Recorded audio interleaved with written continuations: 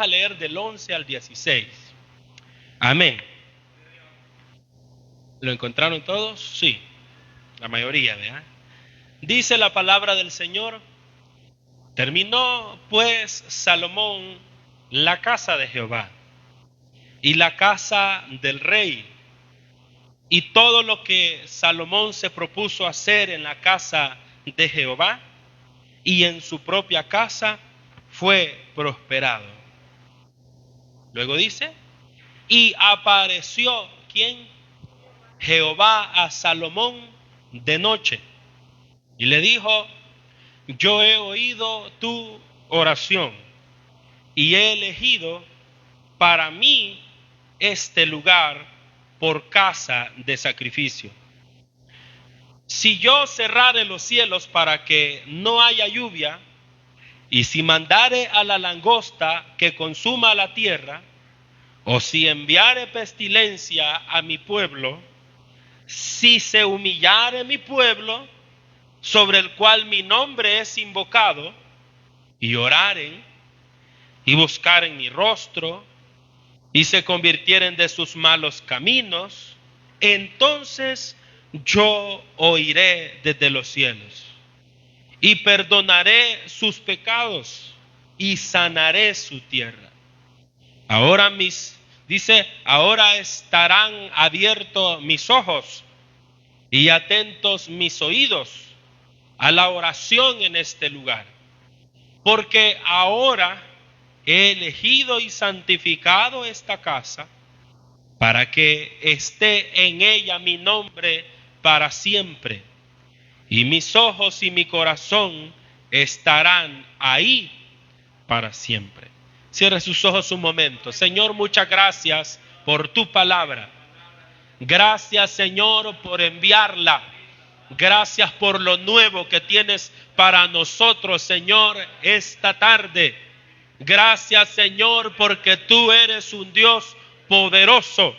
Levante su mano para que el Señor envíe su palabra. Prepare su corazón para recibir, porque la palabra puede venir, pero si su corazón no está preparado, puede ser que usted no esté escuchando. Dígale: Señor, estoy listo, y si no lo estoy, prepárame. Si no lo estoy, por favor, ayúdame. Si no lo estoy, Señor, aquí estoy. Aleluya, aleluya, aleluya. Adórele un momento, porque la presencia es real en esta tarde. Toda carga se va, todo problema se va, toda enfermedad se va. Se salvan las almas, se restauran las personas. Aleluya, aleluya, aleluya. Eres todopoderoso, Señor. Eres bueno, eres fuerte, eres grande, eres temible, Señor, aleluya, en gran manera. Gracias por los que están aquí, por los que están escuchando en su casa también, que necesitan una palabra, que quieren algo de parte tuya, Señor, en el nombre que es sobre todo nombre. Levantamos tu nombre en alto, Señor, y proclamamos que tú eres el Todopoderoso, que tú, Señor, estás en medio de tus hijos, de tu pueblo, de la iglesia. En el nombre de Jesús, Señor. Amén. Amén. Tome su asiento en esta tarde. El perdón y la sanidad. ¿Cómo se llama el tema? El perdón y la sanidad. Salomón tiene 21 años aproximadamente de estar en el poder cuando terminó el templo. El año que algunos creen que el cual tiene contexto en esta historia es aproximadamente el 947 antes que Cristo. Ese es el año aproximado en el cual Salomón, hermanos, escucha la voz del Señor, lo que dice exactamente el versículo 12, que Jehová se le apareció a él de noche y le dijo que sus oraciones habían sido escuchadas. Antes de Salomón, hermanos, quien estuvo en el poder fue su padre David, y él, estando en el poder, tuvo muchas intenciones de poder hacer un templo. Sin embargo, el Señor no se lo permitió, y hubieron unas razones por las cuales el Señor le dijo a David que no iba a permitir que le hiciera templo. Sin embargo, hermanos, David dejó algunas cosas ya hechas de tal manera que Salomón tuvo más facilidad de hacerlo, y para este tiempo, podríamos decir, para el 947 antes de Cristo, podríamos decir que Israel tenía su primer templo. Antes que eso, lo que ellos tenían era un santuario, también llamado tabernáculo, donde era movible, pero ya en este caso era una estructura totalmente, hermanos, inamovible, ya era algo bastante fuerte. El Señor estuvo de acuerdo con Salomón y el templo fue dedicado de tal manera que el Señor se sintió bien con su nueva casa. Y en el versículo 12 dice claramente el Señor que se siente bien. Dice el versículo 12 que el Señor le dijo a Salomón: yo he oído tu oración y he elegido este lugar por casa de sacrificio. Entonces lo que está diciendo el Señor es que Él va a habitar ahí.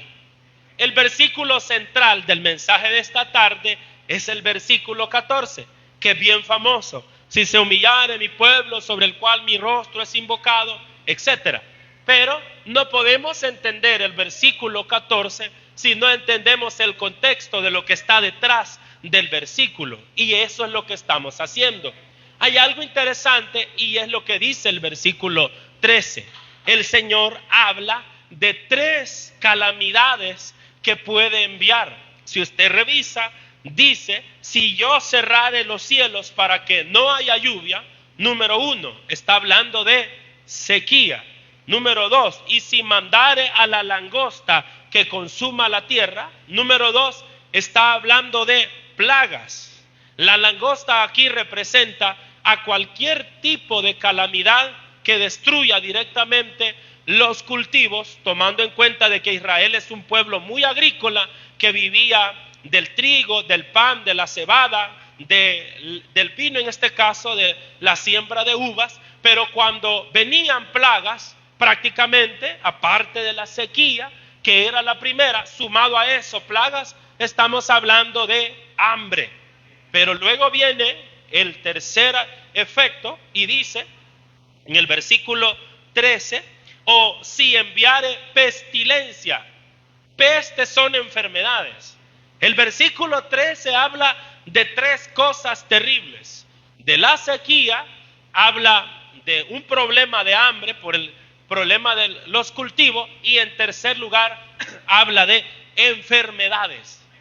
Pero el Señor dice: si yo envío todo eso, en el caso de que ustedes sean desobedientes, y ahí entra el verso 14, que en una versión no dice si se humillare, sino que utiliza el pero. El pero me gusta más porque hace como una diferencia. Supónganse, dice el Señor, que el día de mañana ustedes se portan mal y yo les envío estas 3 catástrofes, pero si ustedes se humillan, amén, pero si ustedes buscan mi rostro. Entonces aquí entramos en escena, que es el versículo 14. Aquí, hermanos, el Señor está suponiendo que esto va a suceder, que en realidad sucedió. Pero realmente lo que el Señor aquí está haciendo es que este versículo de segundo libro de las Crónicas 7:14 está en el contexto de la dedicación del templo. Aquí lo que el Señor está diciendo es, ya vamos a revisar específicamente el verso 14, pero vea usted el 15, dice: ahora mis oídos estarán abiertos aquí. ¿A dónde es aquí? Aquí en este templo. Mis oídos van a estar, mis ojos van a estar abiertos y mis oídos también a la oración. ¿A dónde? En este lugar. ¿Y cuál es ese lugar? Es el templo, porque lo están, en este caso, inaugurando. El Señor está de acuerdo. O sea, no vamos a continuar con lo del templo, no es ese el enfoque, pero el versículo 14 son palabras de Dios como respuesta a la satisfacción que tiene por el templo, pero también son una respuesta a la oración de Salomón pero también es un adelanto de lo que la nación puede hacer si ésta en algún momento de su vida está consumida en alguna ruina. Ahora vamos a avanzar, que netamente, hermanos, lo que compone el versículo 14 prácticamente son 4 cosas que debe de hacer un pueblo, una nación que necesita de Dios, y la respuesta de Dios son 2 cosas. El pueblo tiene que hacer 4 cosas y Dios va a responder con 2 cosas que específicamente son el perdón y la sanidad. Leamos el versículo y vamos a analizar las 4 cosas que el pueblo del Señor debe de hacer. Dice así, el 14, si se humillare mi pueblo, ahí está el número 1. Lo primero que el pueblo debe de hacer es humillarse. Y luego agrega, sobre el cual mi nombre es invocado. En ese sentido, cuando él dice, sobre el cual mi nombre es invocado, la palabra invocar es aclamar. Invocar es pedir ayuda. En este sentido, por las 3 cosas anteriores que son pestilencia, sequía, enfermedad.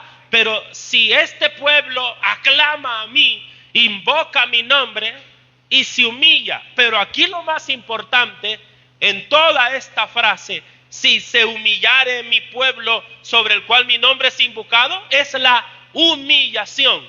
Número 1. Número 2, y oraren. Ese es el número 2.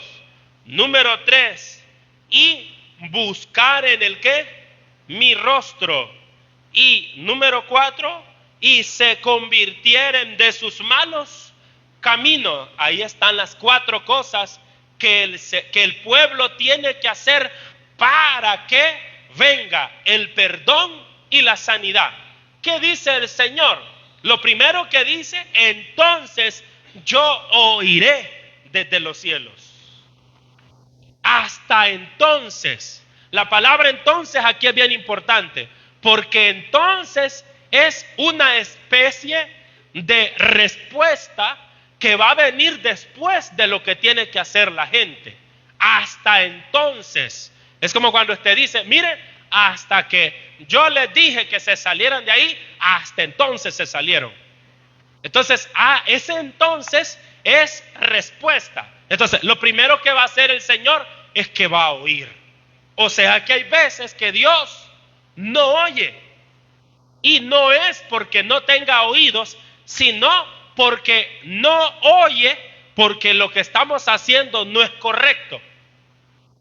Si Dios le oyera a todo mundo, le oyera hasta al desobediente.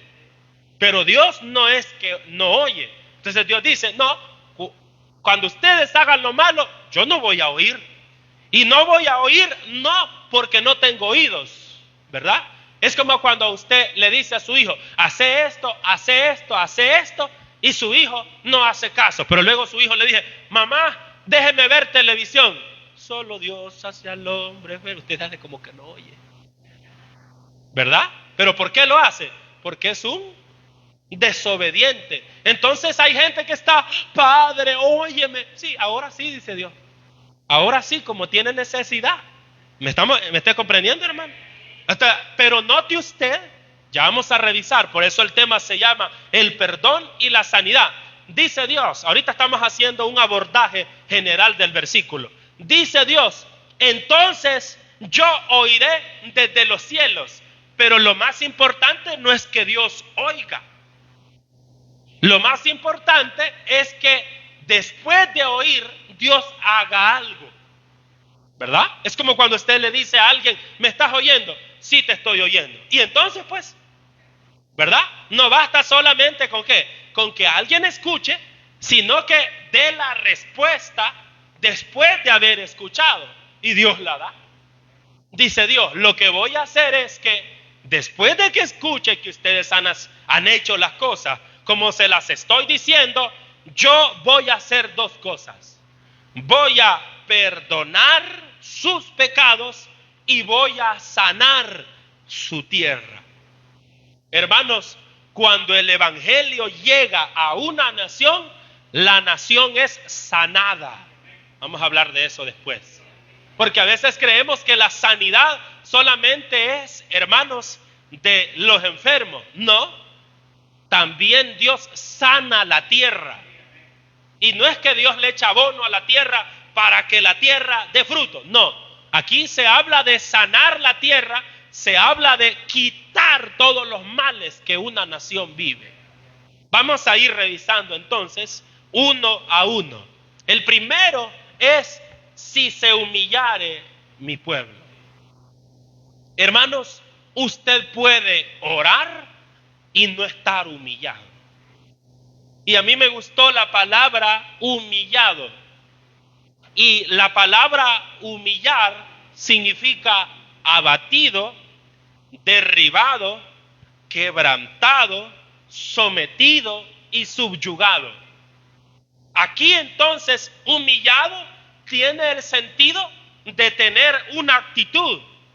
Por ejemplo, cuando alguien, hermanos, da una opinión y otro le dice un par de cosas por la opinión que dio, la gente dice: todos me humillaron ahí. ¿Entendemos eso? Yo salí todo humillado. ¿Cómo salió entonces? ¿Cantando victoria? No, hermano. Si la gente dice: si yo no hallaba la puerta, dice, ¿qué quiere decir con eso? Que se quería salir, quería desaparecer. ¿Cómo se sentía?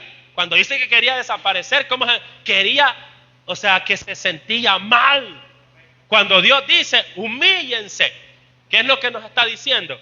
Que botemos el orgullo. Cuando el Señor nos dice que nos humillemos, es que dejemos la altanería, que dejemos todo aquello que no nos va a ayudar en nada. Así como oraba el fariseo que decía: Señor, te doy gracias porque no soy como este que está aquí a la par. Ese no estaba humillado, pero el otro le decía: Señor, sé propicio de él. Sí estaba humillado. Sé propicio de mí que soy pecador.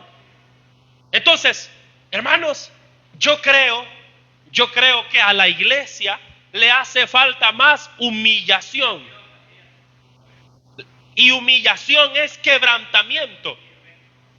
Es quebrantamiento. Hace unos años atrás, hermanos, yo pastoreaba una iglesia pequeña, la primera iglesia que pastoreábamos, y a la par de nosotros teníamos una iglesia con unas características bastante así, no de humillación.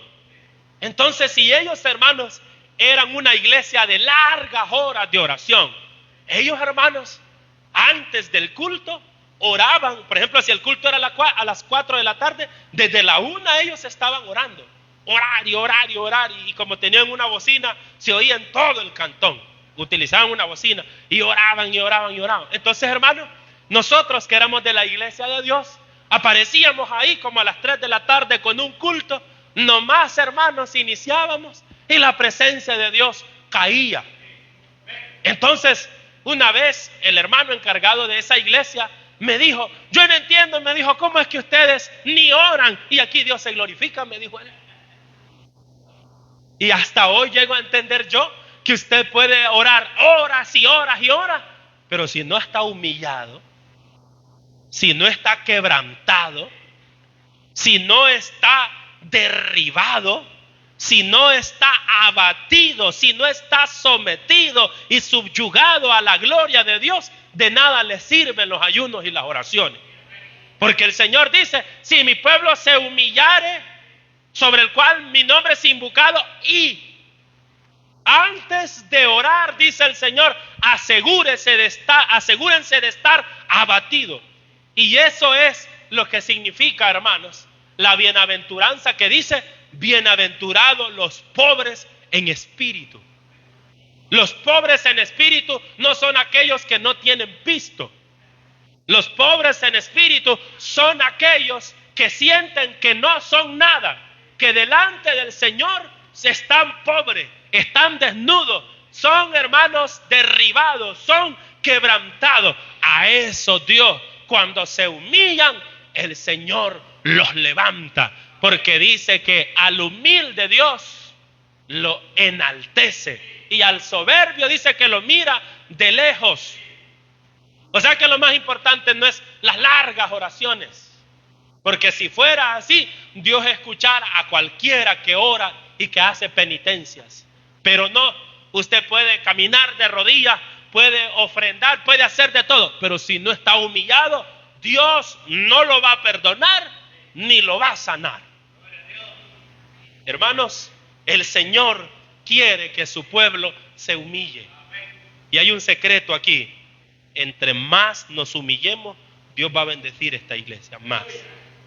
Dios está bendiciendo esta iglesia, pero entre más esta iglesia se humille, entre más esta iglesia reconozca quién es el grande, entre más esta iglesia reconozca quien hace las cosas es Dios, más Dios se va a mover, más Dios se va a glorificar. ¿Cuántos quieren darle la gloria a Dios todo el tiempo? Amén. Luego dice, y oraren. Sí dice, ¿verdad? Y oraren. Hermanos, hay que orar. Después de humillarnos hay que orar. Si todavía usted no está orando, le hace falta mucho. Porque la oración es importante, indispensable para la iglesia. Por eso esta iglesia siempre va a insistir en la oración. Porque es en la oración donde hay respuestas que en otro lado no se pueden encontrar. Es en la oración donde hay dirección.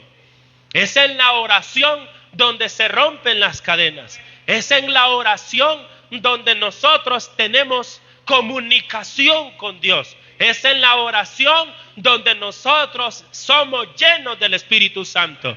Es en la oración donde somos liberados. Es en la oración donde nosotros podemos oír a Dios. Es en la oración donde suceden muchas cosas.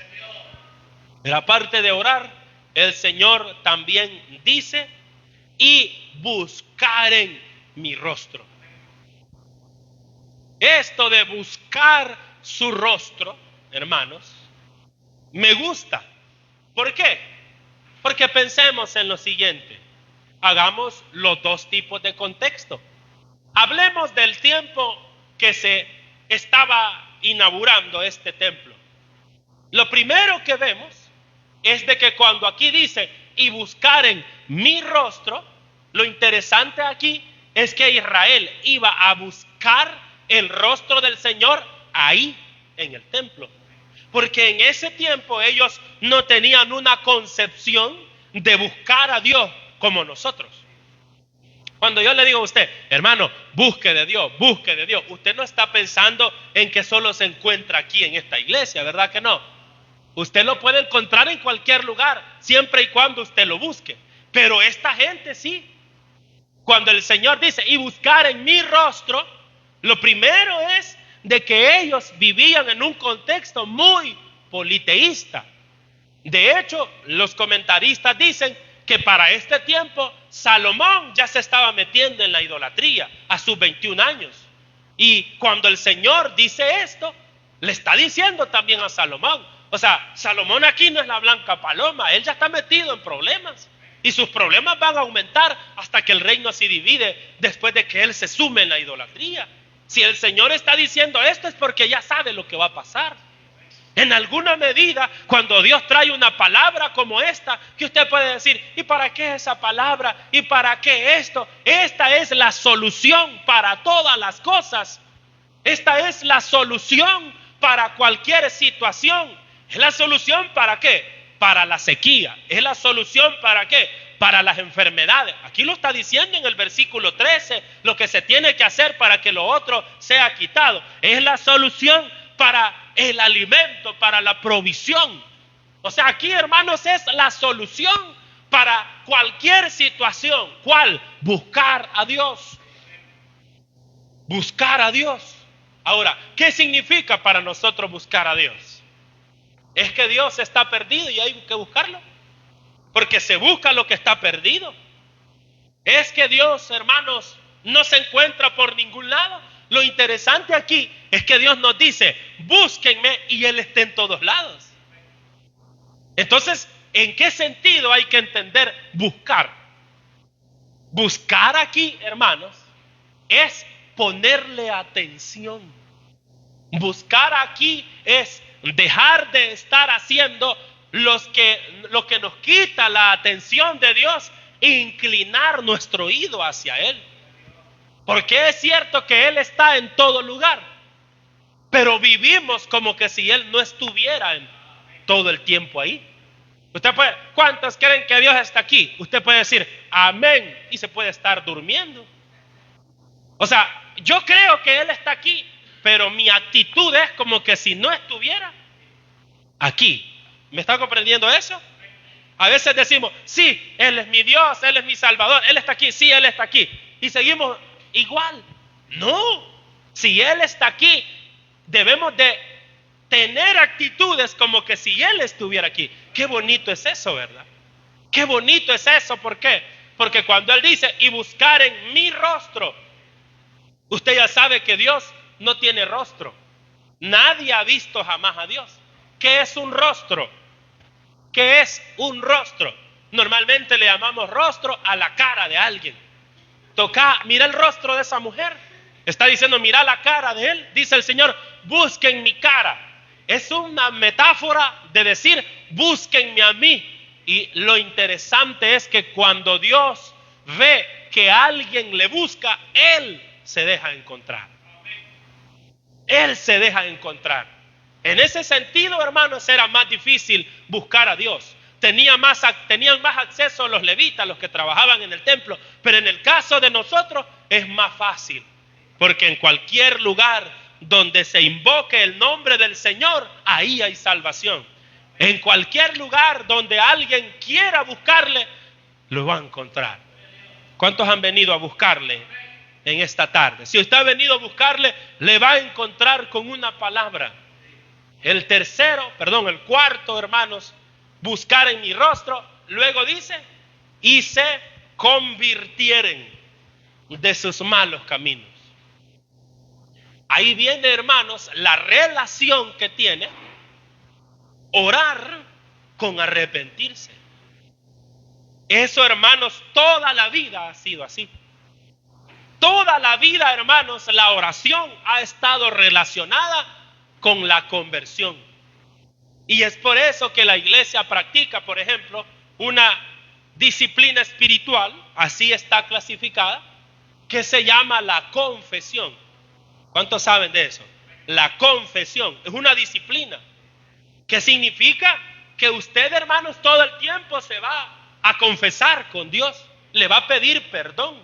¿Y cómo lo va a hacer? A través de la oración. Me gusta porque siempre está relacionado. La oración siempre está relacionada con la conversión. Dice el Señor aquí, y se convirtieren de sus malos caminos. No solamente es orar, es dejar de hacer lo malo. Por eso es, hermanos, ¿verdad? En las personas que han venido a los caminos del Señor últimamente, a mí me gusta hablar con ellos y preguntarles, porque yo veo la obra de la regeneración en ellos. En una de las personas que ha venido a la iglesia, yo le visité en algún momento y le dije, mire, ¿y cómo se siente? Pues yo me siento bien, me dijo. Él no había venido a la iglesia. Y me comenzó a contar todo lo que estaba haciendo. ¿Y qué estaba haciendo? Pues él ya había tenido el toque de Dios y ya había comenzado a cambiar sin venir a la iglesia. Y otra cosa, hermanos, me dijo él, cabal lo que dice aquí, y se convirtieron de sus malos caminos. Pues lo que he hecho, me dijo hasta ahorita, es que he dejado de hacer un montón de cosas malas que hacía. Entonces si uno dice, ni a la iglesia ha ido, es que el detalle es que el Señor dice aquí, que donde quiera que usted haga eso, van a ocurrir los milagros del Señor. O sea que esto no tiene lugar geográfico. ¿Qué es lo que hizo, por ejemplo, este hermano? Estaba haciendo las 4 cosas. Se humilló, estaba orando, hasta ayunos me dijo que estaba haciendo él de manera personal. Se convirtió de su mal camino y estaba dejando lo malo. ¿Qué estaba pasando entonces en él? Esto que está aquí. Cuando uno hace esas 4 cosas, automáticamente viene el perdón. Viene el perdón. Y eso es, hermanos, lo que Dios hace. Él, cuando hay alguien que hace estas 4 cosas, cuando hay alguien que se humilla, que ora, que busca su rostro y que se convierte, no puede Dios más que perdonarlo. Y yo estaba pensando en esto y decía, eso es lo que hizo Jesús. Hermano, ¿a qué se dedicaba el Señor en su ministerio? A estas 2 cosas. Se dedicaba a perdonar pecados y ¿a qué? A sanar a los enfermos. A perdonar y a sanar. Cuando ellos se acercaban para que los sanara, a veces Jesús les decía, tus pecados te son. ¿Por qué Jesús lo hacía? Porque ellos ya se habían humillado. Porque ellos ya se habían convertido. Solo con el hecho de ir a buscar a Jesús ya era un humillamiento para ellos. En muchos de los casos. Por eso es que ellos no vienen buscando el perdón y Jesús los perdona. ¿Por qué los perdona? Porque les mira el ¿qué? El corazón. Y ve Jesús que su corazón ya está ¿qué? Humillado, quebrantado. Que ellos están ahí porque quieren dejar lo malo. Y Jesús no los sana, sino que les dice, tus pecados te son perdonados. Y puede haber otro que venga como aquel muchacho que le dijo, Señor, te seguiré donde quiera que vaya. Vea que se le veía un estilo como de qué. Se le veía un estilo como que si él estaba con todo, que iba a servirle al Señor. Pero Jesús le mira el corazón y dice, no, tú no has dejado todavía. Anda a vender todo lo que tenés y dalo a los pobres. Y luego me seguí. ¿Qué hace Jesús? Trata la manera de humillarlo. No de humillarlo delante de la gente, sino que él se desprenda su corazón de lo que tiene para que sea digno de recibir el perdón. Esto está poderoso, hermanos. Y esto es lo que transforma los lugares. Y esto está muy en contexto de las misiones. ¿Por qué? Porque cuando una nación se vuelve a Dios, se humilla de verdad, lo que Dios trae es el perdón para esa nación y la sanidad para esa nación. Pero mira, hermano, hay 2 grandes abismos en esto. Están las naciones, los países del mundo, que supuestamente se humillan. Pero es mentira. Y uno puede recordar, por ejemplo, el caso de Constantino, que existió en el 313 después de Cristo. Que él, hermanos, en la historia de la iglesia, aparece que se convirtió al cristianismo. Pero es una gran mentira. ¿Qué era lo que quería él? Ganarse a los cristianos. Y se lo ganó. Les construyó templos. Corrió a la gente, dijo, de aquí para adelante la religión oficial es el cristianismo. Pero esa no era una humillación de verdad. Eso era mentira. De esa manera detuvo la persecución de la iglesia, pero también detuvo la propagación del cristianismo. Entonces lo hizo y así puede pasar ahora. Lo mismo puede pasar ahora con nuestro país. Usted no se deje engañar porque en el bus donde usted va, diga, aquí somos hijos de Dios. Y con las grandes rolas de los temerarios, si fueran hijos de Dios, pusieran cosas de Dios. Pero habemos algunos cristianos que con cartelitos nos alegramos. Ve, dice, por lo menos creen en Dios. Solo porque hay un rótulo que dice aquí somos hijos de Dios. Así también no se deje engañar usted. Porque el presidente de la República diga, yo también creo en Dios. Si cree en Dios, que se humille. Si alguien cree en Dios, que deje lo malo. ¿Alguien me está entendiendo hoy? Si alguien cree en Dios, que se convierta de sus malos caminos.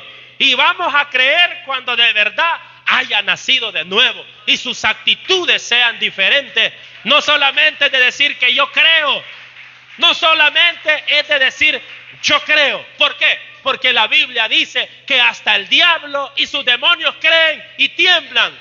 No solamente es creer, es humillarme, es convertirme de mis malos caminos y creer en el Señor. Porque ahora alguien puede andar una camisa que dice Hijo del Rey. Y uno dice, quizás es cristiano. Y quizás se la regalaron porque andaba robando y fue la única que consiguió. Son los frutos. Amén, hermano. Son los frutos. El Señor no se deja engañar por cualquiera. Eso se lo dijo a Samuel. Cuando Samuel dijo, aquí está el siguiente rey. No, yo no miro lo que está encima, dijo el Señor. No te dejes engañar por su apariencia. Yo miro el corazón. El Señor, hermanos, mira si usted está aquí realmente o no está aquí. El Señor mira si realmente usted ya se convirtió de verdad o no se ha convertido de verdad. Al Señor no lo convence una falda suya, una camisa manga larga suya, un peinadito así de lado. Ya cambió mi hijo porque ya se peina de lado. Eso no lo convence a Dios, porque Dios mira su corazón. Si realmente usted está tratando la manera de dejar lo malo, usted se está humillando. Usted se está humillando. Y esa transformación comienza en el interior. ¿Usted cree que Dios se impactaba por Saúl? Mucha gente decía, Saúl cree en el Señor, porque hasta sacrificios hacía él. Y la gente que no sabía decía, hasta el rey ofrece sacrificio. ¿Qué le dijo Samuel? Loco está vos. ¿Por qué le dije que está loco? Porque Samuel ya conoce los reglamentos y no se va a dejar engañar por cualquiera. Hermano, no solamente se trata de lo que se ve, ¿verdad? Se trata realmente de lo que está en el corazón. Y Dios dice, humíllense, oren, busquen mi rostro, conviértanse de sus malos caminos. Cuando yo de verdad vea eso, ahí sí voy a traer dos cosas. Leamos la otra parte. Entonces yo oiré desde los cielos. Ay, hermano, cuando Dios ya oye tu oración, cuando ya pasaste estas 4 cosas, viene el ¿qué? Vienen las bendiciones. Por ahí yo coloqué en una de mis redes sociales hoy, porque estaba leyendo unos materiales para preparar este tema, algo que dice así: la obediencia es la madre de las bendiciones. Imagínense. ¿Cuál es la mamá de las bendiciones? La obediencia. No es la oración, ni tampoco son los ayunos, es la obediencia. Porque mucha gente puede ayunar y orar y ser desobediente, no sujetarse. ¿Verdad? Y vuelvo otra vez a estos hermanos que yo les digo, que me decían a mí, ustedes solo comienzan, me decían, y desde lejos se siente que el Señor está aquí con ustedes. ¿Y yo qué culpa tengo? ¿Verdad? ¿Y yo qué culpa tengo que el Señor nos bendiga? Hermano, ¿qué culpa tenemos nosotros que Dios bendiga a la iglesia? Nosotros somos obedientes. ¿Cuántos quieren ser cada día más obedientes? Obedientes, obedientes, obedientes. Pero yo ya los conocía a estos hermanos, que yo les digo. Ellos, hermanos, eran lo más precioso. Esa gente no buscaba contaminarse con nadie. Yo veía la actitud de ellos, que prácticamente solamente era una vida de apariencia. Usted viera a estas gentes, hermanos, cómo se vestían. No se ponían una camisa manga corta, no se ponían camisa con dibujo, no se cortaban mal el pelo, no se ponían zapatos tenis, no andaban pantalones jean, andaban bien planchaditos y tenían un estilo, pero solo era la apariencia de ellos. Porque muchos de ellos, yo los veo que andan en el mundo perdidos. Se salieron de la iglesia. Porque una persona que vive de apariencia, tarde o temprano se da cuenta que la apariencia no le va a ayudar. Y con eso no estoy diciendo que no hay que vestirse bien. No, si el que ya nació de nuevo sabe que hay que vestirse decorosamente, que hay que vestirse como a Dios le agrada, hermanos. Eso en una persona que ya cambió es fácil. ¿Por qué? Porque ya tiene temor de Dios. Una persona que no tiene temor de Dios aunque usted le grite las cosas, no va a hacer caso. Y una persona que tiene temor, no es necesario que se le diga. Ella misma conoce el camino. Amén, hermanos. Ella misma sabe qué es lo bueno y qué es lo malo. Y la palabra de Dios que nos ayuda, hermanos, constantemente. Entonces viene la respuesta. Dios oye y dice Dios, aquí vengo yo. ¿Qué voy a hacer yo? Leamos la última parte. Dice, yo oiré desde los cielos. ¿Y qué va a hacer Dios? Y perdonaré sus pecados y sanaré su tierra. Perdonará sus pecados y sanará su tierra. Hermanos, lo que más necesita el mundo son estas dos cosas. A mí me admiró porque cuando el Señor puso esta palabra en mi corazón, yo dije, bueno, este versículo, bueno, ya es conocido, pero como al Señor cuando da una palabra, hermanos, le pone otros ojos a uno. Al final me llamó la atención la última parte. Perdonaré sus pecados y sanaré su tierra. Cuando leí esa parte, me di cuenta que es por las cosas que yo más oro aquí. Que Dios perdone, que transforme la gente y que sane a los enfermos. Entonces, y han visto ustedes que Dios está haciendo eso, hermano. Dios está perdonando a las personas, les está perdonando sus pecados y está también sanando.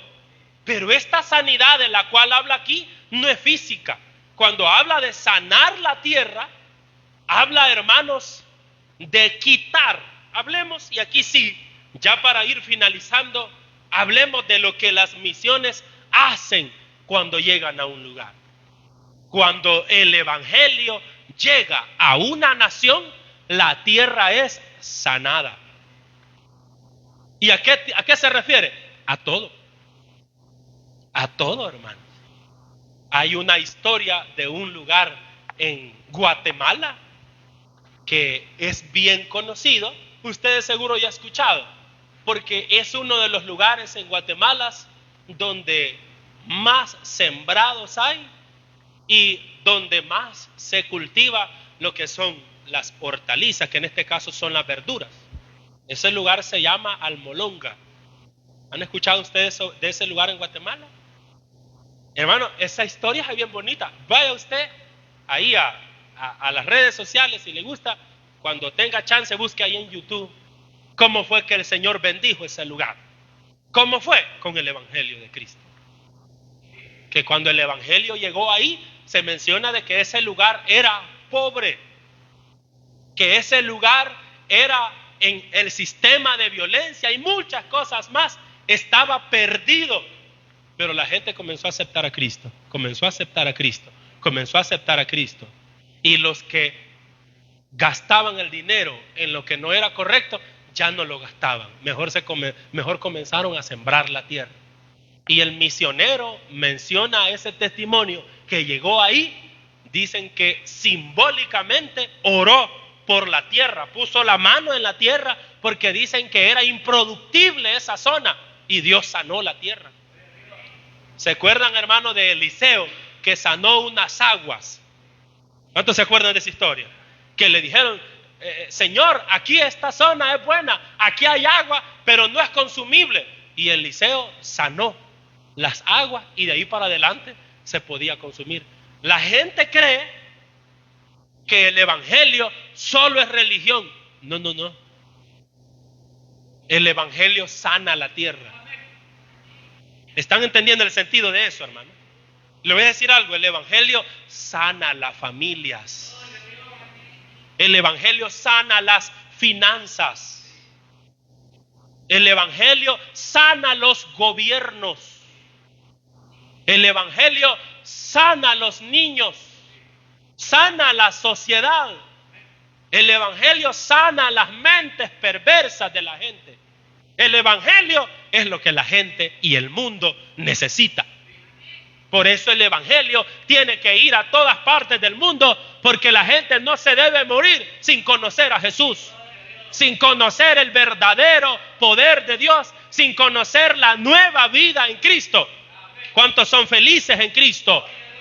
¿Cuántos son felices en Cristo? Aleluya, qué bueno es el Señor. Qué bueno es el Señor. Por eso, dele gloria a Dios, que aunque sea anciano, usted conoció a Jesús. Hoy es un anciano feliz. Dice el anciano, pónganme las alabanzas, dice. Hermano, es feliz. Antes decía, pónganme las de Vicente, decía. ¿Verdad? Pero hoy día pónganme las alabanzas. Y ya cuando comienza a oír unos coros, su alma, ¿verdad? Comienza. ¿Cuántos se alegran, hermano? Su alma comienza a regocijarse, porque el evangelio sana todo, sana las relaciones humanas. El evangelio sana la tierra. Por eso Colombia está siendo sanado por el poder de Dios a través de estos hermanos. Senegal está siendo sanado por el poder de Dios a través de los misioneros que están ahí. ¿Cuándo viene eso? Cuando el pueblo se humilla, cuando el pueblo ora, cuando el pueblo busca el rostro del Señor y cuando el pueblo se convierte de sus malos caminos. Así que le voy a dar un consejo antes de que usted ore, antes de que usted busque al Señor, pídale perdón al Señor. Dígale, Señor, no soy el mejor, hago cosas malas, perdóname, perdóname. Esa actitud, no de altanero, sino de un necesitado, ay hermano, va a venir la paz de Dios. Y por los demás miembros de su familia, usted no se preocupe, que así como usted fue alcanzado, ellos también van a ser alcanzados. Viva en paz, hermanos, vivamos en amor, que esa es la manera en que Dios va a seguir alcanzando y tratando con las personas. Démosle un aplauso al Señor esta hora por su palabra.